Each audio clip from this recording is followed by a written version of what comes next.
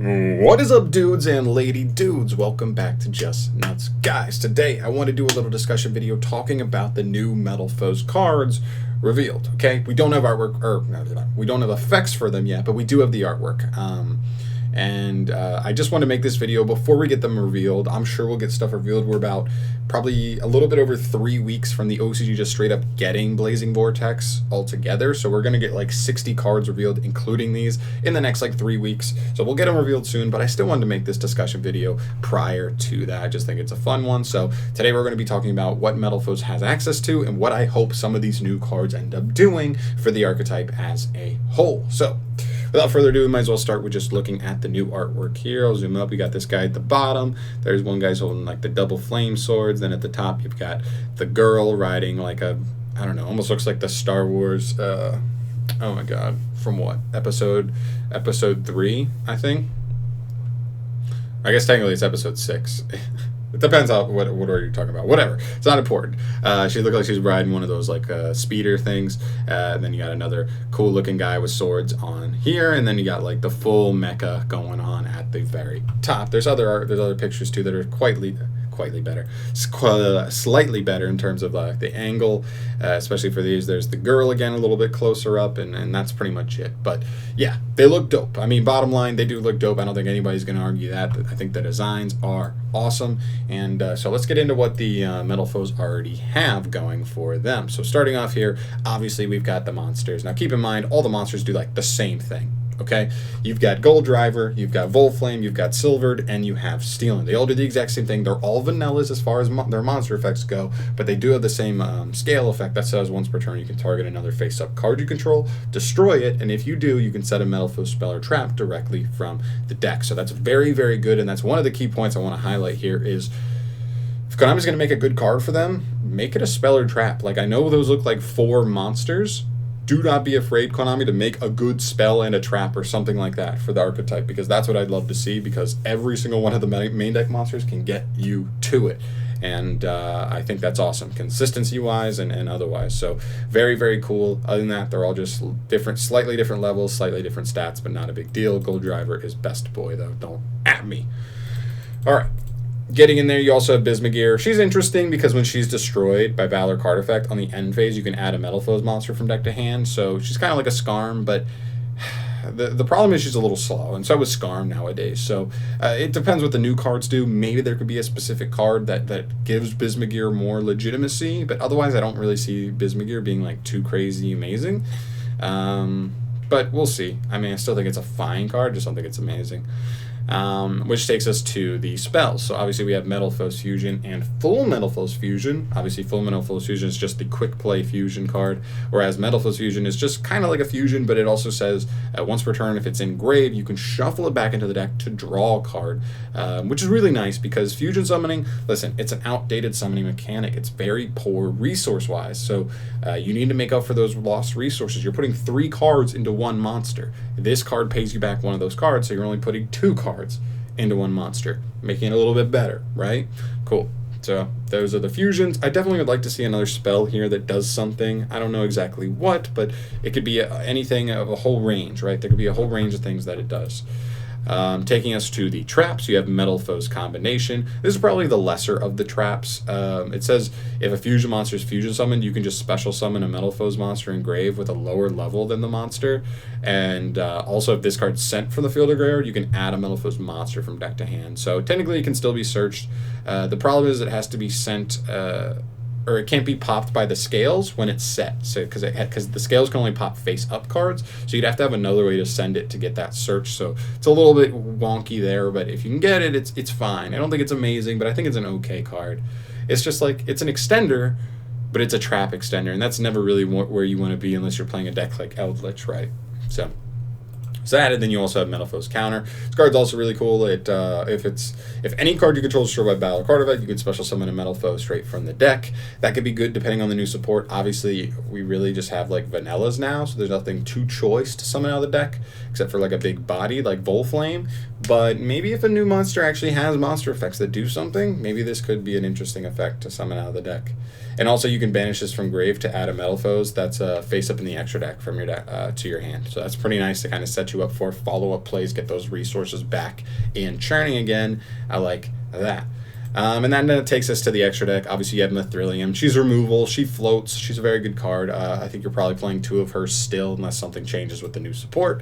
You have Alcahest. I actually really like Alcahest. The problem with Alcahest, though, is it's not a main disruption card. It's like a secondary disruption card. This card's never going to be powerful enough on its own if it's the only disruption you have.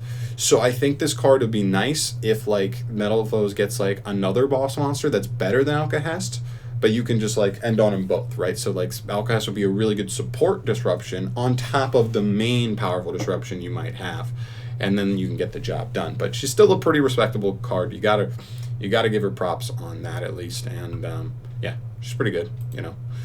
You also have Orichalc. He's pretty cool. He does like double. He gives all METALFOES double piercing, which is pretty insane damage wise. You can definitely make huge damage pushes with him. And also, if he's sent from field to grave, you can target a card on the field and destroy it. So whether you want to link this guy off for a gravity controller just to pop an extra card, whether you want to fuse this guy off to make another fusion and get a free pop while you're doing it, that's pretty good. And also you could do stuff like build a board with IP Masquerena in this guy, quick link him off on your opponent's turn, boom, get an extra pop on your opponent's turn. So you go into Unicorn to spin and then pop, which is actually pretty legit. It's actually not bad at all. And then you have Crimsonite. The only thing I want to mention with Crimsonite is it allows this deck to be one of the very few decks alongside of Zombies and alongside of Lair of Darkness that can very, very naturally play Super Polymerization. It can Super Poly any deck in the game. As long as they play monsters, you can Super Poly them. And that's something that's actually very strong because this card only takes 1 METALFOES monster and any 2 monsters that are less than 3,000 attack. That's most monsters. So that is actually not too much of a concern. The only thing that is kind of a concern is that like stuff like Dragoons, that's like 3,000 attack on the dot because it says, oh, it is 3,000 or less, so it could hit Dragoon, but once Dragoon gets the buff, you can't hit Dragoons with this for this one anymore. But you could still just throw 1 copy of like Starving Venom in the extra as well. So there's other ways to hit that, but yeah, it just allows you to Super Poly any deck, and that's definitely something strong to note.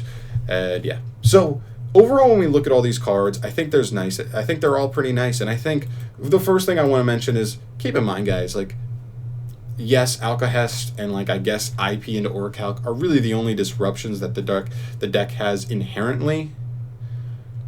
But like, it's Yu-Gi-Oh! In 2020. There's so many extra deck just like cards you can play that are just like disruptions you can make generically. Stuff like Appaloosa, right? Dragoon if you want, whatever, you know what I mean? Like, there is a lot of ways to just get out generic disruption. So I'm not too worried about that. Although I would like to see something like maybe they get a 3rd trap card and maybe that card is just like an okay disruption, even just like an Imperm-S disruption, right? Imperm isn't the strongest disruption, but it's fast, right? So it doesn't have to be a hand trap, but like maybe just something that's just a free extra disruption to get boom like that. Like maybe your combo gets disrupted, but all you're able to do is just like scale a METALFOE, pop a card, get that trap for at least a disruption, even if you get stopped.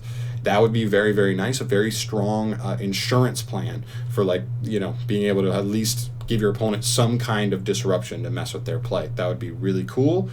Like I said before, I'd like to see a new main disruption card. Like, I'd love to see a new boss monster that's like more worth playing than playing generic stuff. Like, that's what I'd like to see, right? Because it makes the deck more interesting, that it does its own thing instead of just like, oh, it does, you know, Hauki Fibrax into Boral Savage Arclight and makes a Dragoon at the end. Like, I want to see it do something different. I want to see it end like IP Masquerena, Orichalc, Alcahest, and 1 other boss monster or something like that. You know what I mean? That would actually be cool to me because it's like such a unique board. Only METALFOES are doing it. So I would like to see another boss monster that gives you some kind of disruptability there.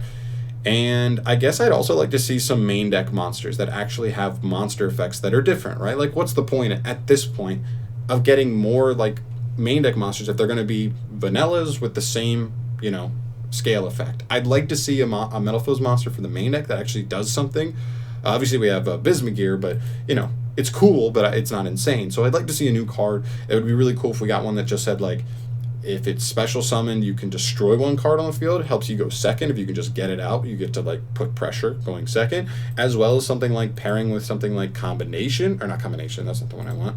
METALFOES counter, which says if a card on my field is destroyed, I can just summon something from the deck, boom, drop that guy on the field, get an extra pops, all right? So it can be kind of a quick effect disruption on the opponent's turn, and that could actually be something interesting. So I'd like to see something like that. I just want to see a little bit more inherent, like, I just want to see more flexibility, I think, overall. Is we've got the different types of extra deck monsters. That's awesome. We have a couple different cool, like, extender cards in the main deck, like spell and trap wise, and the monsters are actually very good too. I just want to see a little more variation. I want to see the deck be able to make different plays, not just, oh, you make a combo or you don't make a combo and you lose. I want to see the deck be able to play a little bit more flexibly, go for a certain play instead of going for something else, because you have more options that way. And we already have 4 cards confirmed essentially, and none of them look like spells or traps, which means those could just be the 4 monsters, and we could get 3 other spells and traps. Like, and you really got a lot of chance to really just, like, throw this deck way up, and this could be a meta contender once again. I really believe it could be, if the cards are right, especially with 7 cards, man. You know how many archetypes could become meta relevant just off of 7 cards? So many, so many. So that is where I'm ending here. Thank you so much for watching. As always, throw your comments down below. What do you think about METALFOES? What would you like to see out of this support to really bolster them up, to really send them to the next level, and you know, give them a chance in the competitive scene? Because I do think it's one of the more likable, one of the cooler metal pendulum decks out there that's not super degenerate. It's not all about just like a million negates all the time, but it does do some cool things, takes advantage of cool stuff like super poly inherently, and, you know, can go to town. So that's going to do it for me here, guys. Thank you so much for watching. Subscribe to the channel if you want to see more discussion videos like this one from me in the future, and I will see you in the next one. Peace.